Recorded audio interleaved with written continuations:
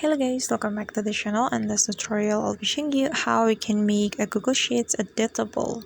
Alright guys, here I have opened my Google Sheets application on my phone, and if you want to make our Google Sheets editable, we have to select the Google Sheets first. So for example, I'm going to make this to-do list sheets editable. So just click on this three dots button on the sheets, then we can click on manage access right here.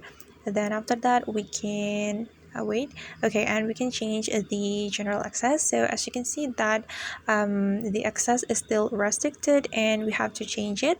We can click on change option right here, then just click on this option, and after that we can click on anyone with the link.